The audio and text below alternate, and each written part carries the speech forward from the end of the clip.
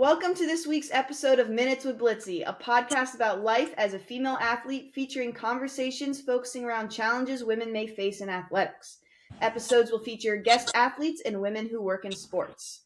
So today our topic is mindfulness. So what is mindfulness? Mindfulness can be described as many different things depending on who you ask, and everyone has their own process of it.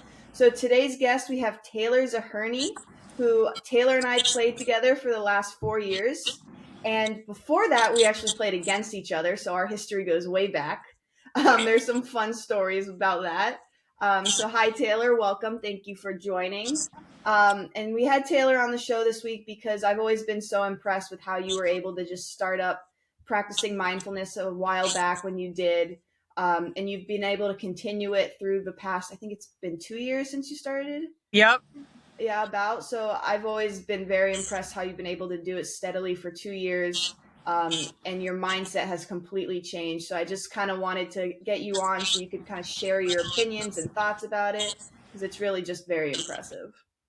Well, thank you so much, Julia, for the kind introduction. I'm so happy and excited to be here. And I love talking about mindfulness, and I think it's very important. So I'm really excited to share everything I know. Okay, good. So just so you guys know, Taylor is going back to school for her 5th year, and she's going to be doing, you're doing your MBA, right? Or Yeah, MA in business analytics. Okay, so she'll be doing a master's program going back to RPI for yet another year. So we'll all be on the lookout watching her and watching her tear it up next year. Um, so let's just jump right into it. So we kind of touched base on this. So you started mindfulness about 2 years ago, correct? Yes. So 2 years ago, 2021, when we had to be home and we couldn't go back to RPI and we were sophomores, basically, like I said, I was home every day. Everybody else was at college. I had nothing else to do. And every day I would cry for like 2 hours because I just didn't know what to do. And I had so many overwhelming emotions. And eventually, when the weather got warmer, what happened was I found mindfulness because I found nature. And I started going for walks daily in the woods. And it was really quiet, and I wouldn't go on my phone or anything like that. And I just would slowly start to realize that that was kind of the only thing that would make me feel better. And slowly over time, things got more quiet, and I kind of self-taught meditation to myself because I would slow things down. I would put my phone down. I would look up. I would listen, and I would just feel. And that was kind of how it began. And then what happened was I downloaded the app Headspace because my friend had told me that she got really into meditation after going on like a 3-month-long hiking trip around the Grand Canyon. And I downloaded Headspace and I started doing the meditations every day, and I started going through the guided ones, and that's when I got really into it and my mindset really changed. So it's been about 2 years now, and it started with nature, and I still like every day go for walks, and I look at the trees, and I don't take my phone with me, and I just let my thoughts come, and I try and look around and things like that. Yeah, no, that's great. I know I spent most of my teenage years, high school, middle school, outside doing like nature activities. And one of the programs I did, we went on like a week-long trip where we had no technology and we spent 24 hours alone.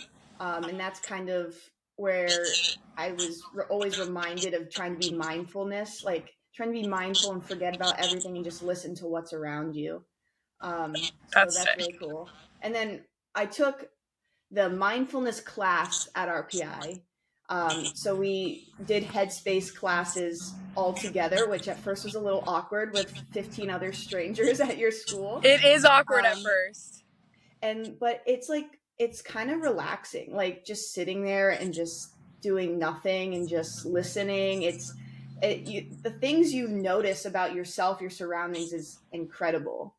And so you were talking about how you go out in nature. Are there things you do, like do you practice mindfulness when you're in different locations, or is it only when you're outside going on walks, or do you do it before a game in your bedroom? What? So I try and practice mindfulness as much as I can, and like you'll discover once you start practicing, like it can become very tedious and just sometimes like an annoyance, but you just always have to come back and remind yourself like why you're doing it.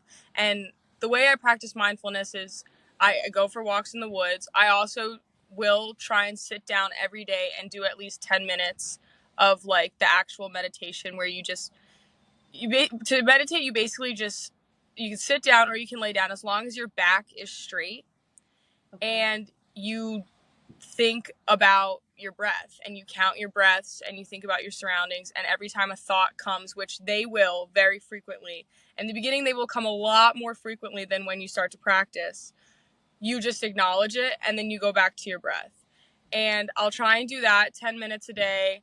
And then I'll also try and do some yoga and stretching, which is like similar, just kind of moving. And I really enjoy that. So those are, and mindfulness can be practiced like throughout the day. I remember when I first started, they would give me exercise. That's why I love the app Headspace, because they'll give you like exercises kind of to practice throughout the day. And like when you're waiting in line, like I'll try and not go on my phone if I feel that urge, and just kind of look around or like think about how my legs and my feet feel when I'm standing and things like that. You just pay attention to your body. Basically, anytime you have an urge to look at your phone in the day, it is a chance to practice mindfulness. Cool. Yeah. I mean, how long did it take you to get to that 10-minute point where like just you take 10 minutes every day? So it's very difficult at first, and for others, it can be a lot more difficult. For others, it can be easier to get into, but like I said, in 2021, before I started meditating, if I sat still, and you don't even realize that you don't have the skill to sit still until you Yeah. try it. And Exactly. I would just break down crying for like 2 hours. And so it took me a while, and you kind of have to get through that like crying and that like, I can't do this. Like in the beginning, you'll probably only be able to meditate for maybe 30 seconds. And Yeah. you'll just have to take that 30 seconds every single day and try and increase it a little bit, and then the next day do a minute, and then if a minute's really hard, maybe try a minute again the next day, and then 2 minutes, and then 3 minutes, and eventually you'd be surprised if you stay patient how your mind can strengthen. And it is crazy how when you practice it, you actually do get better at it, and you can go longer periods of time without having like overflooding thoughts in your brain. So it was very difficult at first, and it requires a lot of dedication, and it requires a lot of patience, and it requires a lot of leniency with yourself, but the rewards are magical. That's no, I mean that's awesome that I mean it's cool to hear that you have to start slow and work your way up. It's kind of about like with anything you do, like anything new you're trying, you're not going to be a master at it at first. You have to work your way up. And So that is that's yeah, why I love meditation, because it's such a metaphor for life. Like when you can take that patience and practice with yourself in the beginning, and then you reap benefits later, it's like every just like what you said, it's like everything in life. So it's good to practice it on like a different level. right. Yeah. That's no, it's great. And what do you think mindfulness can do specifically for athletes? Like what's the biggest contribution it can give for athletes? I think every single athlete should practice mindfulness, because the games that we play are so mental, and that's really what took my game to the next level. Like I had been missing something for so long, because you can stick handle all you want and shoot pucks all you want and lift weights in the gym all you want, but sometimes you get onto the ice, and every single one of us knows what it's like to have anxiety on the ice, and Right. that can be managed through mindfulness. So when I started mindfulness, it helps with my confidence a lot, because that's always where anxiety will come from, like this narrative in your mind that you're not good enough or other people are better than you or whatever it may be. And in mindfulness, what you learn is you don't learn how to like push those thoughts away. You just learn how to observe them and like take them for what Yeah. they are and manage them as you wish. So it helps with your confidence. And on top of that, I think another thing that mindfulness helps in athletics is I think it helps me get connected with my body. So I almost feel more coordinated on the ice. Like I feel more centered. Same with the yoga. Like I feel more balanced and my limbs feel stronger. And I know that helps with like preventing injuries. So there's just like countless number of things that mindfulness can help athletes with. And on top of all that stuff, I know that mindfulness helps with sleep. It helps with dietary choices. It helps with all of those things, which athletes are always looking to improve. Yeah. So I think it's important for athletes to remember, and you hit on this perfectly, was we, especially the older you are, you've been practicing your sport for your entire life. Like, you're obviously good enough to be where you are, and it's mhm. gonna, like, the skill set is gonna come naturally, but every athlete gets in their head at some point. So being able to learn to control your negative thoughts or any thoughts you're having that might interrupt your ability to play is the most important thing to learn to control. So I think that's the biggest and most important thing that for athletes to take away with mindfulness. It really is, and it can seem kind of stupid at first, which is a very judgmental word, but some people feel that way when they start mindfulness. They sit down and they're like, how is this going to help me play hockey? Like, I'm just Right. sitting here doing nothing. But it really does help, because that's how you manage the anxiety on the ice, and that is, we all know, one of the like most frustrating things to deal with. Right. Yeah, no, exactly. And last question to finish it up for anyone listening and for any young athletes who want to start mindfulness, who they should, because Taylor's also preaching enough to potentially write a book here on her own. um, but if you could give one piece of advice, just one big piece of advice to any young person or anybody deciding to start up mindfulness, what would it be? I think like a lot of things in mindfulness, the piece of advice I have sounds very simple and it sounds easy enough to do, but is actually in itself very challenging. And that would be, if you want to start mindfulness, it takes commitment, which a lot of people nowadays and just in general are afraid of.